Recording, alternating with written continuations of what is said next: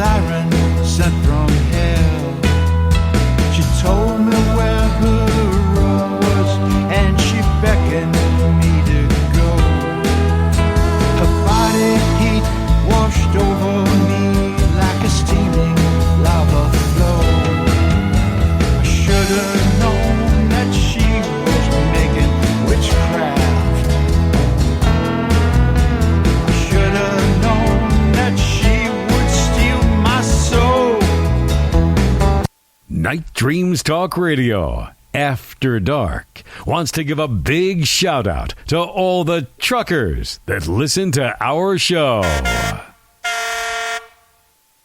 Night Dreams Talk Radio Network brings you the World Paranormal News with James Creechbaum. Now, the latest news. I'm James Creechbaum with the Paranormal and World Changes News. When storms become stormquakes, yes, there is more to hurricanes and typhoons than wind and rain, scientists say. Big enough storms can generate offshore earthquakes large enough to rattle windows if they occurred on land. The phenomenon came to light when geophysicists and other colleagues came together with some data from the oceanography in the field with an array of 400 seismometers deployed across the western interior of North America.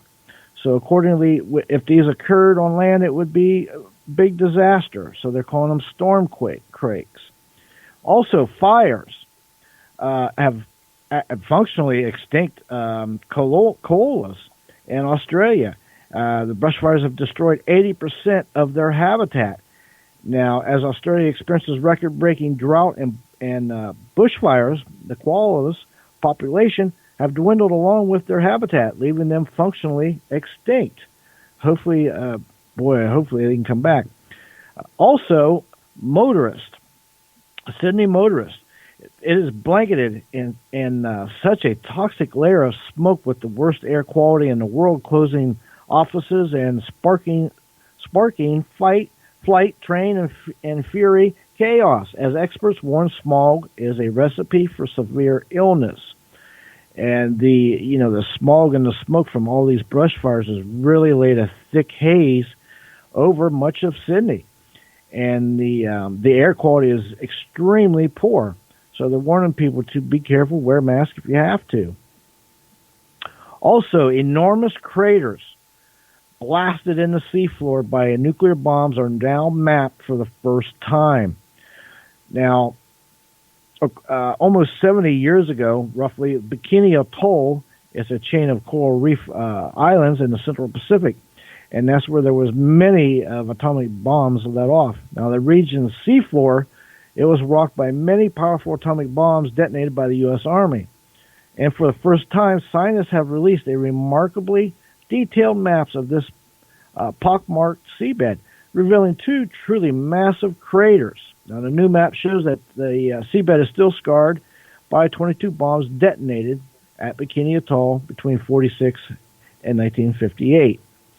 Also, unexpectedly, scientists have found a fossil of a 91 million year old shark in Kansas.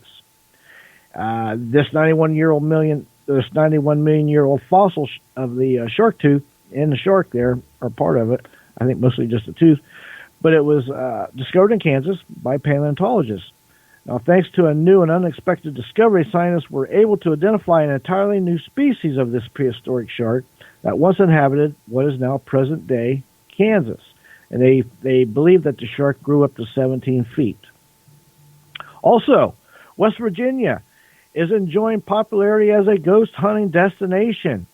With West Virginia's popularity as a destination for ghost hunters continues to increase, according to a publisher of a local magazine there.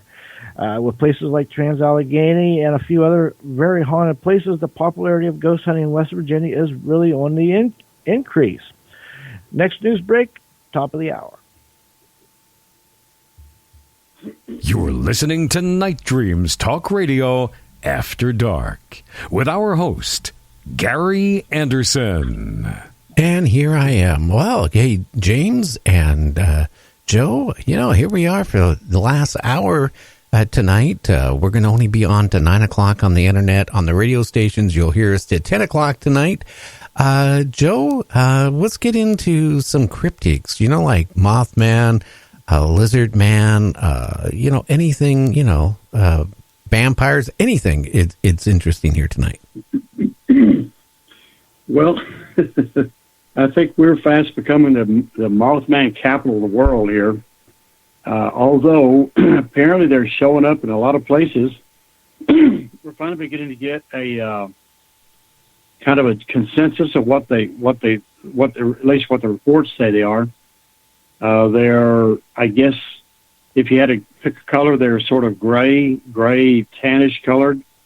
Their wings aren't like bat wings as much as they are like them described as sort of as being like rags, like a sheet or something. But they can stretch them out as much as 6 feet across, which makes a wingspan of about 13 feet.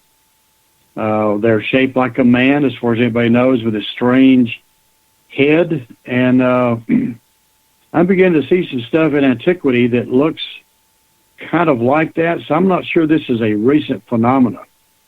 I'm not sure this thing isn't something that's been around a long time. And there again, is it some evil thing so far? The one up in West Virginia apparently burned that girl's face with its eye or something, the red eye, I don't know. Nothing down here in Texas. Although the two ladies here that I've talked to, actually 4 people, 2 of them won't come on film. They've told me the story twice, but they won't come on film with it. But the other 2 have. And the one lady it was hovering over her head when she looked up at night, and she ran out of the house terrified, and that's all she saw of it. The other woman, a friend of hers, that hit one of these things in the middle of the night, knocked it over in the ditch. It slid through the grass, as you can see where it broke the grass over as it was sliding, which sounds like a 100-pound man.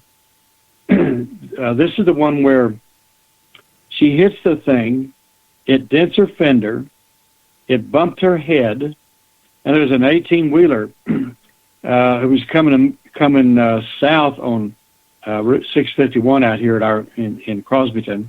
She was going north on 651 on the edge of town, on edge of Crosbyton, and this guy sees her hit this thing. He stops. She gets out of the car, like, oh, my Lord, I've killed somebody. And he gets out yelling at her, lady, get back in your car, get back in your car. These are not human. I see them out here this time of night. Get back in your car. But she goes over and shakes this thing laying on the ground and says, sir, are you all right? And he rolls over, stands up, and she didn't really describe his face, that the other lady did. And he just goes up in the air, circles around them, and flies off. Oh, wow. And that would be really scary, as you know what. Yeah. Yeah. If it was a bird, if you hit a bird or something, they'd flutter and fly away. A pterodactyl would have to flap its wings a little bit to get going again. This thing appears that they appear to just rise up. Apparently they can hover. These other folks said the thing was hovering right out in the middle of the street here, right in Crosbyton. And last November, right about this time, this is cotton harvest time right here in West Texas. Everybody's pulling cotton. The gin yards are full of cotton. So, and it's kind of cold at night. It'll get down to freezing a time or two. So it's a cold time of the year, pretty much. Well, last year, this lady was driving down 651, going north, past the gin past the edge of town where she hit the first one, and that was some years ago. She's driving down through there and hits one of them again, or the same one again. Stops her car, and some people are just braver than I am, but she gets out, looks at it, and says, what do you want? Who are you? What are you? What do you want? And he just circles and flies away. Now, has there been any signs of aggression with these Mothman that you have ever heard? Rumors? I mean, Nope. Out of the couple that saw it, she thought it was beautiful. He thought it was evil.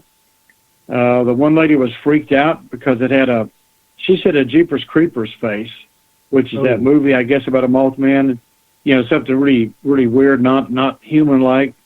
The other lady didn't really describe its face because it's in the middle of the night. The lights are on it, from her car.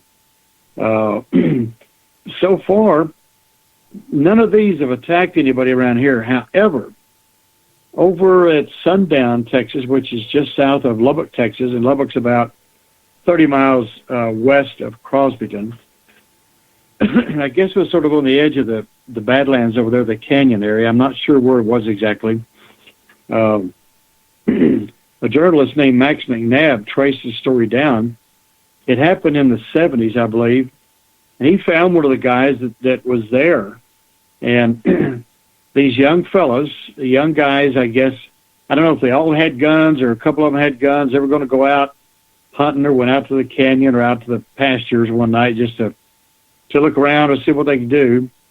And they said they looked down the fence row. I'm sure this is probably a 3-wire barbed wire fence. And sitting on the fence, they said, which is a little hard to do, was this white-looking thing, or whitish. And it jumped off and started coming towards them. And they knew that is not a man. That's not anything human. So these guys all freaked out. And they jumped in the pickup. I guess 3 of them got in the cab and took off. The other 2 jumped in the back. And they described themselves as screaming like little girls because this thing started flying behind them. And they'd go back into Sundown as fast as that pickup would go. And it might have been a pickup from the 50s. We had a 56 Ford pickup. It'd run 110 miles an hour. So if they had something from the 70s, it might have ran 90, maybe 100 miles an hour, but they're going dead out. This thing is behind them, flying along, clawing at the tailgate of this pickup. These guys are scared to death because, he's got these claws and he's got this weird, bizarre face, and he's flying along, but they didn't describe him flapping his wings. So I can't think of any bird that can fly 80 or 90 or 100 miles an hour. I mean, maybe for a short second they can burst through the air, but this doesn't seem like any bird-like thing. So they go into Sundown, Texas, and as far as I know, I guess they went into town and a cop picked them up. They saw they were speeding, so he gets in behind them. Well, he gets in behind this Mothman thing or whatever it was, and the boys turn off somewhere there in Sundown, and the cop continues to follow this thing out of town. I don't know anything about his report. Don't know if he filed a report or what. But, I mean, it is so bizarre. I don't think anybody would ever go back out in the canyon after that, Well, I wouldn't. He didn't hurt them. They said he was clawing at the back of the tailgate. Why did they just fly 5 miles an hour faster and go up there and get them? That's what we know about the story. And that's the only one I know that, other than one in West Virginia, that appeared to have some sort of ill intent. The occurrences here in Crosbyton, another guy saw it down south of town. I don't have his story. I don't even know who that was. I'm trying to find out who that was. But apparently he saw it right on